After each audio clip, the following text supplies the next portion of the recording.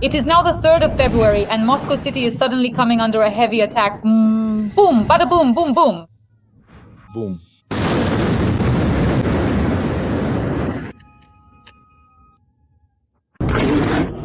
An emergency evacuation of the business center is starting right now. Thousands of employees are fleeing their workplaces.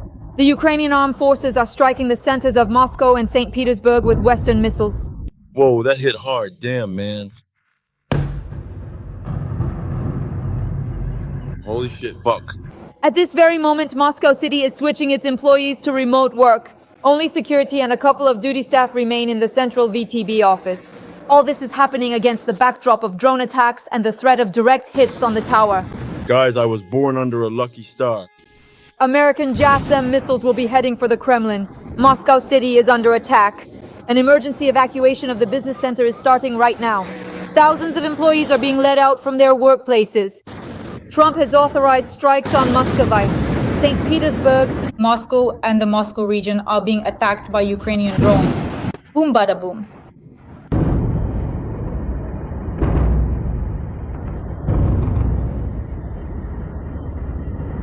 Hey there, Bomb. I was just calling to check in and see if you have finally managed to arrive at your destination yet, Donald. Trump privately suggested to Zelenskyy to strike Moscow and St. Petersburg. The new US president is convinced that only strikes on Russian cities will force the Kremlin to enter negotiations. At this very moment, Moscow City is switching employees to remote work at the VTB central office. Only security and a couple of duty staff remain. All this is happening against the backdrop of new drone attacks and the threat of direct hits on the towers. And all this is a new phase of the war. And we see how, for the first time, Russia is truly afraid. What kind of signal did Trump send? Which missiles could be supplied to Ukraine? JSMs or Tomahawks? Why is Putin running and why is Moscow trembling? We'll discuss all this with top analyst Alexander Demchenko right now. Friends, please like this video and subscribe to my YouTube channel. Sasha and I work together twice a week on my YouTube channel. Sasha, the most important question, what happens now? Strikes on Moscow. In the coming days, Moscow is preparing for a reason. Moscow City is being evacuated. Everyone is switching to remote work. It's not just official sources, Z-bloggers, war correspondents, even the official authorities, the military, generals. They've started saying that yes, there will be a strike, a combined missile and drone strike directly on Moscow. In other words, they're preparing for retaliation, for a harsh response. We discussed with you literally this week that a harsh response is expected any day now. I said before, 10 days, wait, there will be a response. Well, here you go. And I gave it 10 days. And as you can see, I was right. I assessed the situation a bit more accurately, perhaps, than even Donald Trump. That's just a joke, by the way. The point is, there will be a response, there will be a harsh strike. Moscow is preparing for this. Most likely, for the first time, Moscow will be set ablaze. All those fat cats, all of Rubliovka will be burning. They don't feel the war over there. You see, a lot of people here ask me, but they're hitting Kyiv. No, very often representatives of the Russian political immigrants ask me this question. They're hitting Kyiv, but Kyiv keeps working, standing, living, and so on. I say yes, but Kyiv feels that the war has long since come to the Ukrainian capital. But Moscow doesn't feel it yet. It will feel it soon. 100%. Everyone will feel it. Dmitry Medvedev, who, after getting drunk, started talking about how Trump is just decorative with his statements.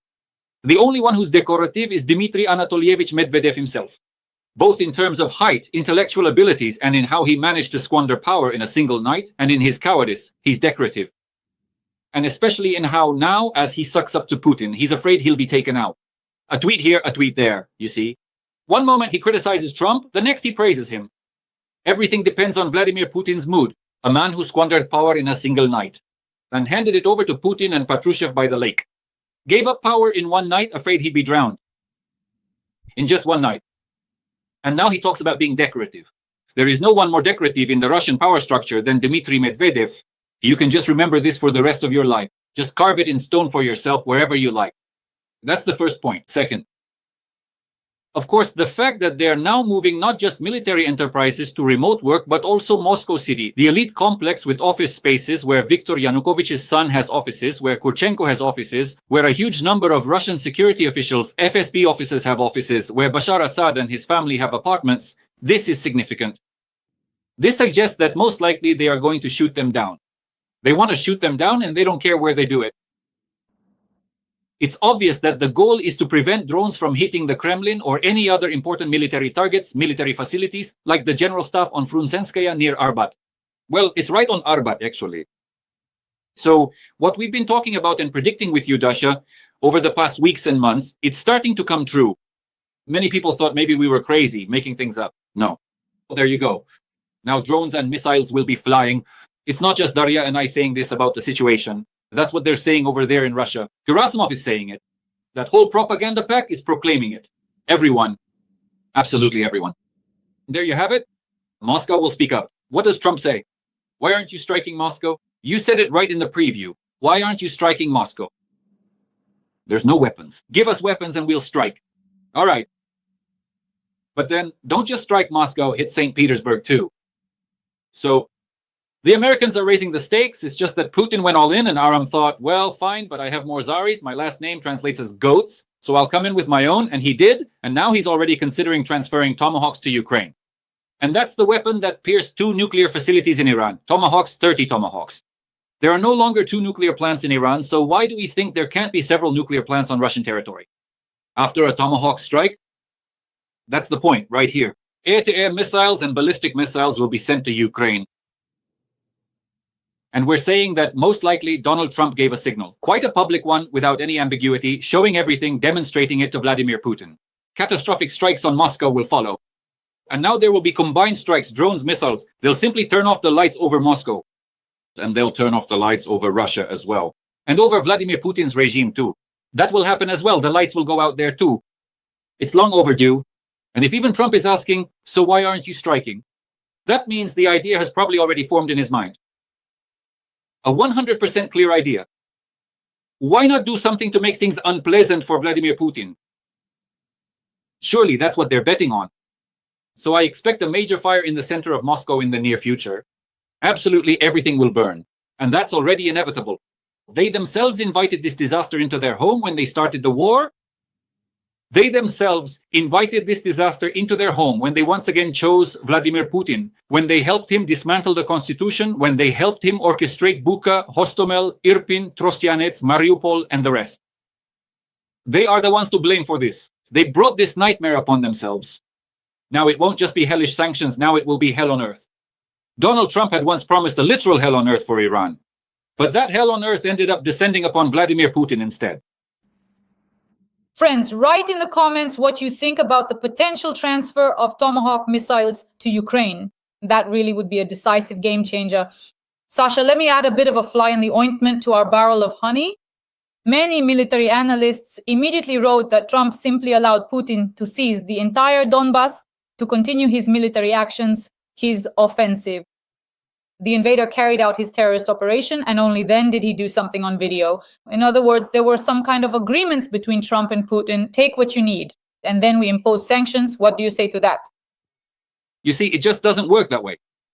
If there had been a secret deal between Trump and Putin, the NATO Secretary General wouldn't have been in Washington. There wouldn't have been any negotiations. There wouldn't have been anything between the Europeans and Trump. None of this would have happened, and no one would have given anything to Ukraine. In backroom deals, things are arranged completely differently. First of all, the arms shipment has to arrive. Let me remind you that Trump gave Iran 60 days. On the 61st day, the Israelis launched a strike. But for that strike to happen, everything had to be in place. That included American carrier groups having to move in as well. American fighter jets had to move in, along with American reconnaissance planes. American intelligence data and the intelligence services had to work to figure out who was where and how they were positioned. Where, in which bunker, is Ayatollah Khamenei hiding? It's the same situation here. Stockpile weapons, accumulate systems, acquire anti-missile systems. And then to carry out strikes, retaliatory strikes, in response to what Vladimir Putin will do. And yes, of course, Putin will strike. It's clear that he will try to advance in the Donbas. These are just more of the same things, really.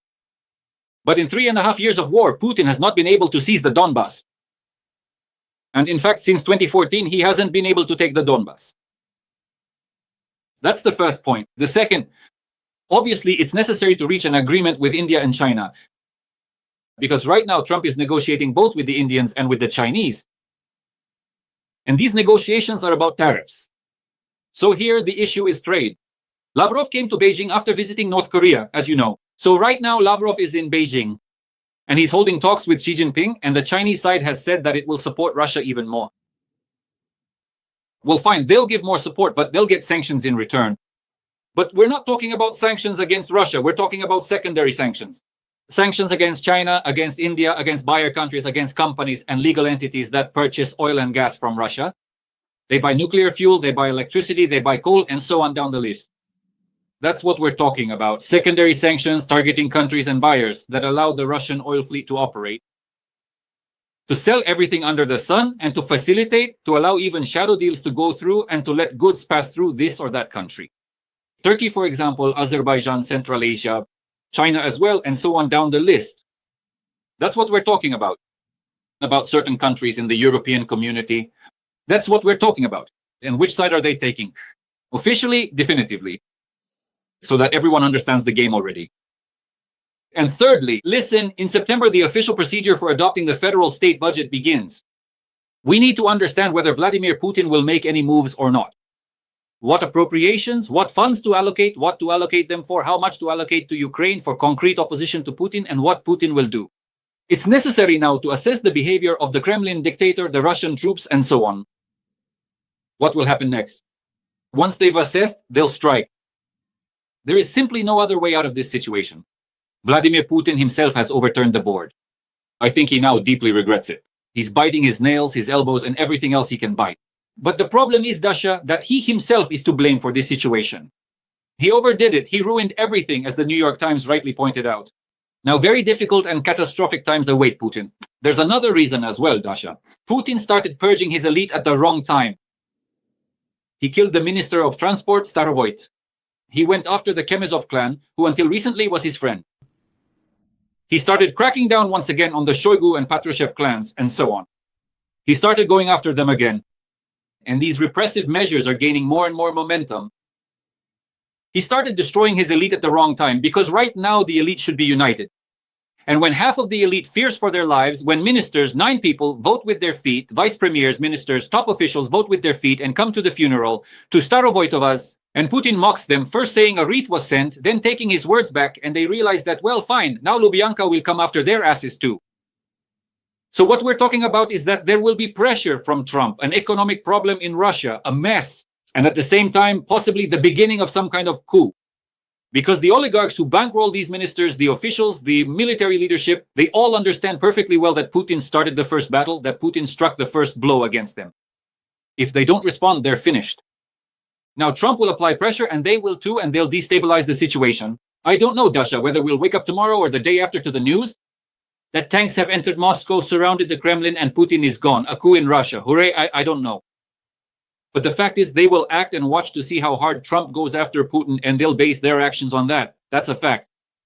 This is probably one of the most turbulent periods of this war throughout the entire conflict.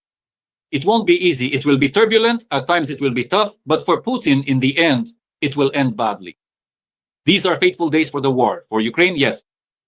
But these are dark and grim days for Vladimir Putin. Trump has no other choice. To use Margarita Simonian's words, he simply can't back down. He just can't anymore. And Putin will choke on him. And that's Vladimir Putin's fault. He himself is to blame for what happened. Sasha, missiles and Tomahawks, are those really coming in the next few months, or is that all still unrealistic for now? This is Trump raising the stakes. This is blackmail against Putin. Trump has shown him several times what the system is like, hasn't he? Tomahawk, what Tomahawk missiles are. He demonstrated this once in Syria, when he destroyed, just completely wrecked, the Syrian bases where Russian soldiers and Russian aircraft were stationed.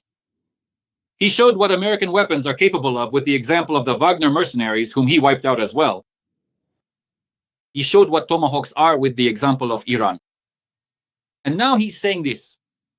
That's it, I'll send Tomahawks to both Zelenskyy and Ukraine. Hundreds of them, take your pick. In other words, he's raising the stakes, but he doesn't want the war to actually turn into a truly global, large-scale one. He doesn't want to fight Putin directly, but he probably has to do it or will have to. But for now, he's just raising the stakes to the max, to the limit. Trump has a higher ceiling of possibilities. He has more room to maneuver, you see? He's showing Putin, I can even give Tomahawks. And you have nothing to counter these Tomahawks with. The Patriots are mine. Those are my Patriots. I have the best anti-missiles, and you don't have them. If there's already been a strike on Siberia, and Siberia is burning, I don't know, for the second or third time, just in the last month, Dasha. You see, before the territory of Russia, that was an asset. A huge territory. It was almost impossible to get all the way through, right? You'd get to the Urals and then just wander off. Somewhere out there, you'd just spit and turn back home. Now, Russia's vast territory is actually a disadvantage. It's a negative factor because it's impossible to cover it with anti-drone or anti-missile systems. You see? Impossible. That's why they'll cover Putin again. They'll protect him from behind near the Kremlin while all of Moscow will be burning. They'll cover St. Petersburg and Siberia will be burning. You see? So Tomahawks are a real possibility in the future. And when Putin says no, that's it, then most likely he will say no. He simply has no other option left to show weakness. Weakness. He can't show his security forces on whom he depends and who are the foundation of all his power that, guys, I chickened out, I can't do it. He will go all the way to the end. He will keep making mistake after mistake.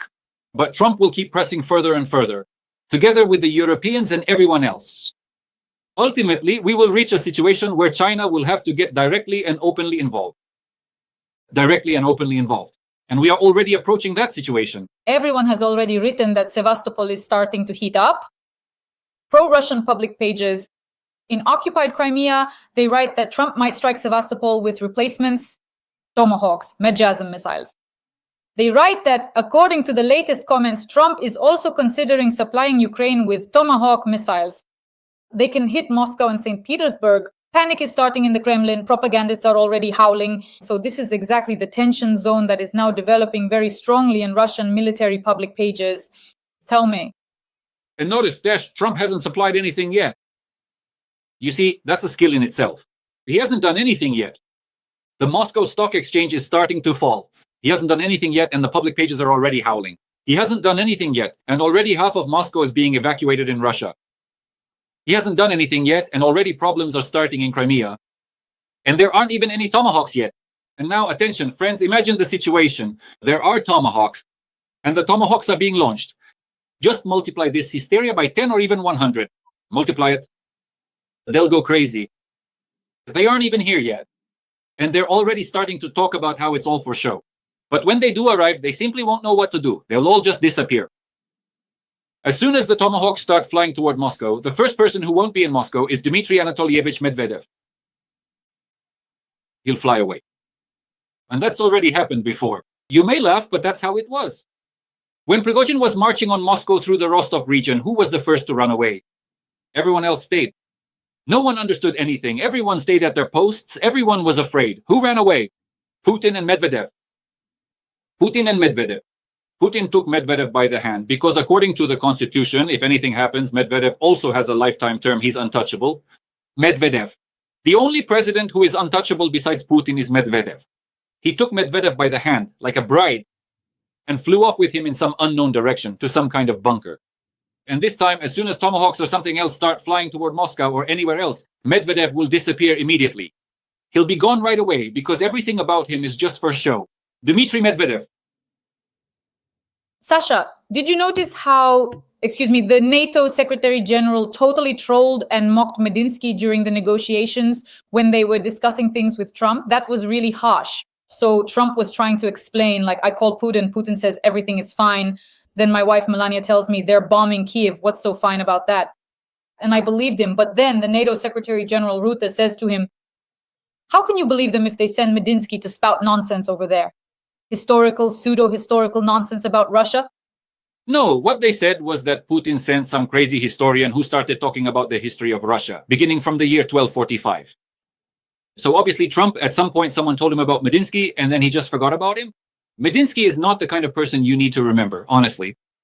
And Medinsky's books are not the kind of books you need to keep rereading. But it's just that, once again, Trump was shown that Putin sends some random people to negotiations and doesn't take the talk seriously. Seriously. What does that tell us? It tells us that sooner or later, if Putin is told directly, look, if you go to negotiations, no more Medinskys. From now on, only the key big shots, people who make decisions, and you personally. I won't accept anything else. There's no room left for maneuvering, Dasha. You can't send Medinsky anymore. You can't send some random person from who knows what department or some advisor of yours. You can't. Only top-level representatives. And only you personally. Where your signature is at the end.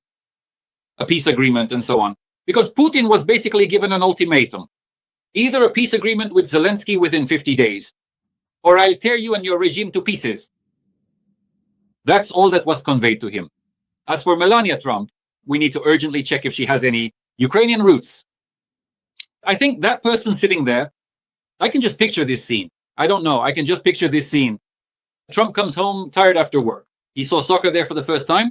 There he visited a stadium, cut some ribbon, drank some Coca-Cola, pressed the red button, and they brought him a Coke. The man is tired. He comes home, goes up to the second floor of the White House, comes in, and Melania says, I had a wonderful conversation with Vladimir, with Putin. She says, can you imagine, Donald? They hit Kiev, they hit Lutsk. So I think we finally found the person who really knows the geography of Ukraine well. Sasha, am I wrong? That Melania Trump is a close friend of Sasha Nikolenko, Miss Ukraine, who is married? Who was at the inauguration? Yes, and they even lived in the same room during the pageant. And if I'm not mistaken, it was actually Melania Trump who introduced Alexandra Nikolaenko, the Ukrainian Miss Ukraine, to her future husband, who later became her husband and business partner of Donald Trump. As I understand it, if Melania Trump has any affection for Ukraine, it's specifically connected to Sasha Nikolaenko since they're friends. And since Melania is European, she should generally be familiar with European geography because she's not American. This is about how he fights against migrants, even though his wife isn't American and was born in Europe. You see, for example, I personally wouldn't have made that connection regarding Sasha Nikolenko, but if that's the case, then I want to tell you that both Melania and Trump himself actually have a daily overview of Ukraine and the Ukrainian situation. And that's good. If he has already said this directly, it means that this information is reaching him. And that's also good. That's good, really. Of course, we still need to discuss Putin's actions with you. After taking all of these various factors into careful consideration, it is clear that you have successfully conveyed the core meaning and the specific nuances of Dmitry Medvedev's recent social media post with an absolute and impressive level of accuracy, which ultimately concludes with the definitive remark, "This is exactly what Medvedev stated in his official message." But here's the question. What will Putin do if Medvedev declares that Russia doesn't care, meaning it doesn't give a damn about all of Trump's words and all his threats? Putin does care. Putin will now try in these 50 days to restore contact with Trump. But at the same time, he will strike at Ukraine. These are two things that at first glance seem completely unrelated, but that's how it will be. In the end, nothing will work out for him. Listen, Trump negotiated with the Iranians for 60 days. He negotiated with the Iranians for 60 days. He talked to them, his representatives met with them. In the media, everyone was told that he was putting direct pressure on Netanyahu. But in the end, it turned out that Mossad carried out 3 brilliant military special operations together with Israel's military intelligence, Amman. Then it turned out that Trump gathered troops and struck Iran. Putin can do whatever he wants to do. But weapons went to Ukraine, and missiles will go to Russia, to Moscow first and foremost. So what is Vladimir Putin doing today, Dasha? That's what's interesting. We're missing this. So what is Vladimir Putin doing today? Russia launches a drone that first flies into Ukrainian territory, then turns into Belarusian territory, flies through Belarus, and then returns from Belarusian territory, supposedly as if it's a Belarusian drone flying into Ukraine to strike Chernihiv or Kyiv from the north. Once again, Vladimir Putin wanted to provoke this situation and do everything possible to pull Lukashenko away from the Americans, from Trump, to break that connection. What does Lukashenko do? Attention. Lukashenko suddenly sends up a helicopter and destroys the drone at the border, the Belarusian-Ukrainian border. What does this tell us? This shows that Vladimir Putin still wants to drag Lukashenko into this war, to do everything so that Lukashenko would be neutralized, to gain control over Belarus and use its territory to send his army through, to use Belarus as a staging ground, either against NATO forces in the east, more precisely in the west, or directly for Putin, or directly against Ukraine, the north. But Dasha, we're talking about the fact that Vladimir Putin understands perfectly well that Lukashenko is backing out, that Lukashenko is trying to distance himself, that Lukashenko doesn't want to be tied together. Now with Putin, Lukashenko has started actively flirting with Trump, and that Lukashenko has been promised something. And what he was promised is very tempting.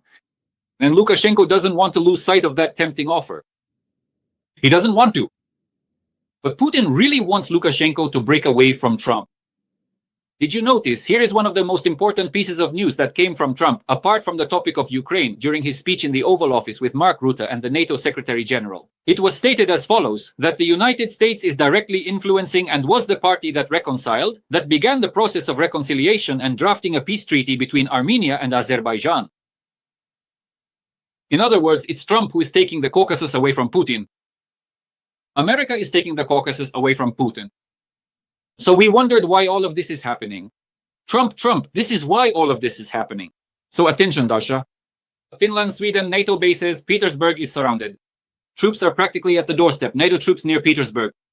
Soon there will be a border breakthrough. At the same time, British and French troops will be in Ukraine, along with troops from 28 other NATO member countries, after the end, or rather after the beginning, of the ceasefire, the so-called silence regime. Attention, there will be a Turkish NATO base in Azerbaijan. And I wouldn't be surprised if the Russian military base in Gyumri, Armenia, disappears. If Armenia decides to shut down all Russian bases on its territory. What do I think? I think that Vladimir Putin, who has clearly realized that he won't get Ukraine no matter how hard he tries, and he wants to drag out the war. But it's one thing when you play a game of depleting Ukraine's supplies and resources, and quite another when you're trying to exhaust America's supplies and resources. They're not comparable. You have far fewer resources. You will lose this war. If Trump gets involved, and he has, so he'll be looking for other opportunities for himself. I think we need to consider two options, or rather three options. The first option is a full-scale attempt to occupy Belarus and to eliminate the Lukashenko regime and Lukashenko himself. The second is a direct attempt at destabilization. The first is Armenia, and possibly even an attempt to occupy Armenia. And the third scenario is the start of a military campaign against Georgia. I think in the near future we may witness these scenarios unfold. Putin will choose one of these scenarios for himself because the population, the masses, need something to be shown on television. Now, this is what they will be showing. This. Sasha, a quick side note. There's been an entire article published about Melania Trump. As they say, we're at the forefront. The Times has published a big article. Zelenskyy has gained an unexpected ally in the White House, Melania Trump. According to the publication, she actively reminds Trump about the victims of Russian strikes. In February 2020, she publicly called the killing of peaceful Ukrainians terrible, tragic murders of innocent Ukrainians. While Trump called Putin smart and brilliant, Melania called him a monster. She constantly appealed to her followers, urging them to help Ukraine. She has much more political influence over her husband than previously thought. It is noted that despite the presence of numerous security and foreign policy advisors, her voice can be decisive. Trump listens to certain people, especially those who are close to him, even more so if their last name is Trump. Sasha, what do you think? I would say that we've gained an unexpected ally. No one expected this. We've gained an unexpected ally. And honestly, Dasha, that's really good news. You know, all of this is actually very pleasant because for a long time, Ukraine has been searching for ways and approaches how to convince Trump. And it turns out there wasn't really any need to search that hard. It turned out that there's the first lady who can just bypass everyone else, come straight up and say, Donald, it's time to be done with Volodya Putin, end it with him. I don't like him. And as it turns out for Trump, that's enough. That's much more than any negotiations with Putin. More than any persuasion from the Senate, Congress, and so on. More than Elon Musk, who's half crazy. It turns out that Melania and Trump are quite enough. That's very good news for Ukraine, Dash, really. I don't know what will happen next. I don't know what level of influence she'll have, how she will continue to support or not support Ukraine. But as things stand today, if thanks to Melania and Trump, Ukraine receives missiles, deadly ones, full protection of its skies, 17 Patriots, and even Tomahawk missiles, they should erect a monument to them in the center of Kyiv and name a street after Melania Trump.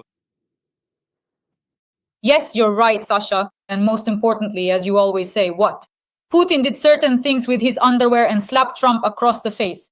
And The Atlantic completely agrees with you, because The Atlantic also wrote about it. The Atlantic about the reasons for the increased US aid to Ukraine. Putin humiliated Trump officially, just humiliated Trump officially. And Trump can't get over it.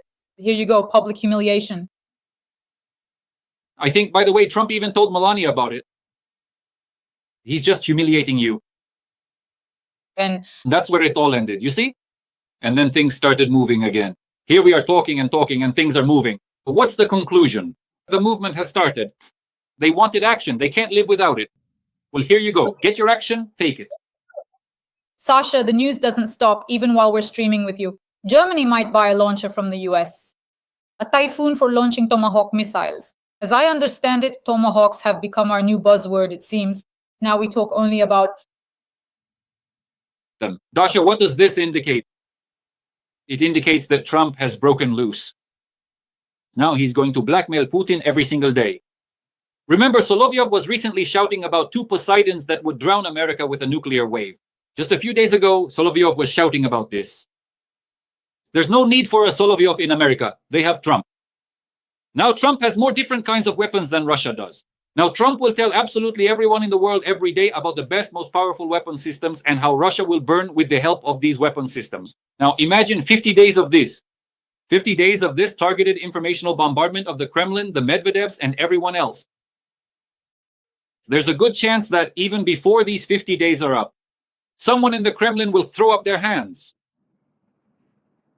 because they probably won't be able to withstand such an information attack. Honestly, they'll probably soil themselves first. Sasha, to sum up, what do you think will happen in Europe?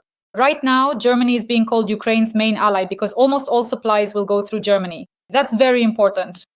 NSEC, NATO, Mark Luthers has also done a lot. Once again, Fico is having a fit, Orban and others too. Now even Malta is joining in. Basically, Russian enclaves in Europe. What should we do? And will oil prices finally go down? With these guys, Trump will deal with them if Putin actually pushes him to the end. Because if anyone does, it's Trump, who has direct influence over both Orban and Fico. Moreover, if he turns a blind eye to certain things, the European Union will put the squeeze on them. For example, when Germany stops supplying cars from Hungary, Orban will raise the white flag and say, I agree to everything. So, this has happened before. When he was blackmailed with cars, with automobiles, he immediately made all the necessary pro-Ukrainian decisions. Do you remember that situation when former German Chancellor Olaf Scholz told him to take a walk in the hallway while the vote was going on? He might have to take a walk more than once if necessary. A lot has actually changed in the last few days. The board has been flipped over. We still don't fully understand that this is a new stage of the war. And this stage is clearly not in Vladimir Putin's favor. A lot has changed. The pace is just insane. It's a terrifying pace. There was a similar pace at the beginning of the Great War. At the start of the invasion, probably in the first 6 months to a year. What we're seeing now is a new momentum. Everyone was hoping there would be some kind of reconciliation. There was hope. Trump probably had that hope too. Or rather, not hope, but an illusion. He probably had that too. Or thoughts that he could make a deal with Putin, that there would be a deal, and basically he could even profit from Russia. The deal is over. The illusions are over. And now there's a new impulse. Trump probably liked the idea of going to war. Trump probably liked the image of a burning Moscow. I don't know how long that image will stay in his mind. Maybe 2 weeks, maybe 2 years. I don't know. But that he will take it out on Putin, that's 100%. What percent chance is there of what will happen in Russia now? Flames. What will happen in America now? A desire to start that fire. What will happen in Europe now? A desire to help start that fire. What will happen in Ukraine now? A new impulse, a new hope, after all, that Vladimir Putin's regime will collapse. And I am incredibly happy about this because I repeat every single time, freedom and hope. These are the last things Vladimir Putin could try to take from us, but he will never succeed. a wonderful ending, dear audience. Sasha and I work for you in the Dasha plus Sasha, Sasha plus Dasha format twice a week. Write a few kind words in support of our tandem. I know that you write a lot of comments. There are so many different comments. I read them, I give them hearts, so thank you very much. Let us know where you're watching from. Share your viewing geography. Every Tuesday, Sunday, Wednesday, Monday, we are on my YouTube channel, Dasha Shaslivaya, and on Dmitry Gordon's YouTube channel, top analyst Alexander Demchenko. Stash, thank you very much. And see you already this weekend. Until next time, bye.